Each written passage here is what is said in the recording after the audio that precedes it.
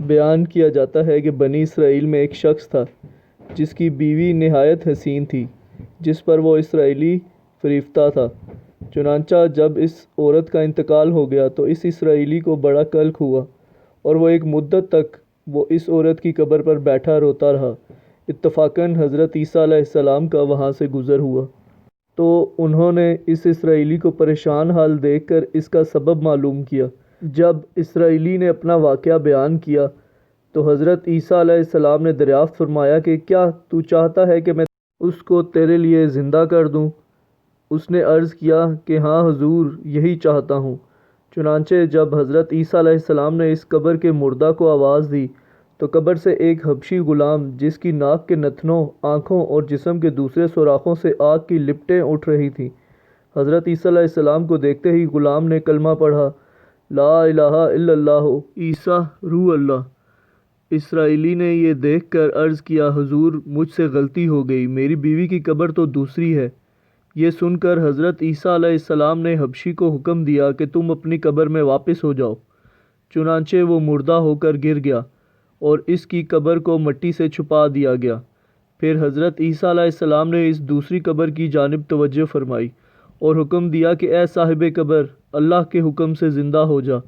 چنانچہ قبر پھٹی اور اس سے ایک عورت سر سے گرد جھاڑتی ہوئی باہر آ گئی، جس کو دیکھ کر اسرائیلی بولا کہ یا روح اللہ، میری بیوی یہی ہے، اور حضرت عیسیٰ علیہ السلام کے حکم سے وہ اسرائیلی اپنی بیوی کو ہمراہ لے کر واپس ہونے لگا، مگر عرصہ سے جاگا ہوا تھا، اس لیے اس پر نیند کا غلبہ ہو گیا، اور اس نے بیوی سے کہا کہ تیرے قبر پر گریہ وزاری اور بیداری نے مجھے ہلاک کر دیا ہے، اس لیے میں چاہتا ہوں کہ کچھ دیر آرام کر لوں۔ بیوی کہنے لگی کہ ہاں، آپ آرام کر لیجئے۔ چنانچہ وہ اسرائیلی بیوی کے زانو پر سر رکھ کر سو گیا۔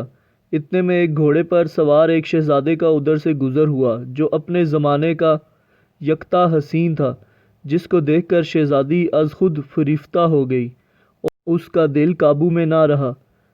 اس نے شوہر کا سر زانو سے نیچے رکھا اور فرط محبت و غلبہ عشق سے مجبور ہو کر شہزادے کے سامنے جا کھڑی ہوئی۔ ادھر جیسے ہی شہزادے کی نظر اس پر پڑی، وہ بھی اس کو دیکھ کر اس پر فریفتہ ہو گیا اور عورت کی خواہش پر اس کو اپنے گھوڑے پر بٹھا کر لے گیا۔ چنانچہ اس کے شوہر نے بیدار ہو کر جب اپنی بیوی کو نہ پایا تو نہایت پریشان ہوا اور اس کے ملنے کی تدبیر سوچنے لگا۔ سوچتے سوچتے آخر اس کے نشانے قدم پر چل کر اپنی بیوی کو تلاش کر لیا، جو شہزادے کے پاس پہنچ چکی تھی۔ اس کو دیکھ کر اسرائیلی نے شہزادے سے عرض کیا کہ یہ میری بیوی ہے، آپ اس کو چھوڑ دیجئے۔ ابھی شہزادہ کچھ کہنے بھی نہ پایا تھا کہ اس عورت نے کہا، میں تیری بیوی نہیں بلکہ شہزادے کی لونڈی ہوں۔ یہ سن کر شہزادہ اسرائیلی سے کہنے لگا کہ مجھ سے میری لونڈی کو لینا چاہتا ہے؟ اس نے کہا، خدا کی قسم، یہ میری بیوی ہے، جس کو میرے سردار حضرت عیسیٰ علیہ السلام نے مرنے کے بعد میرے لیے زندہ کیا ہے۔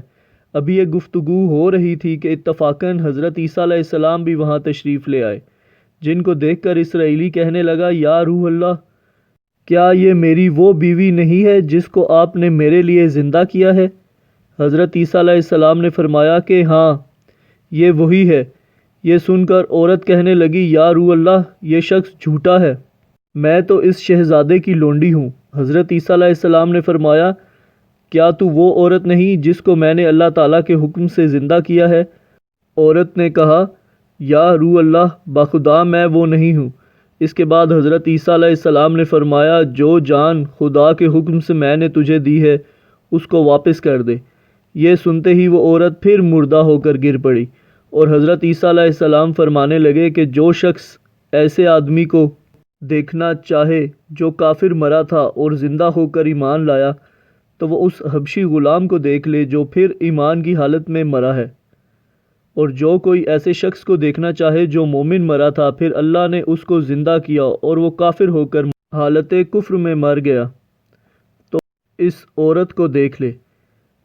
اس واقعے کو دیکھ کر اسرائیلی نے قسم کھائی کہ اب کبھی نکاح نہ کروں گا، اور میدانوں کی طرف نکل گیا۔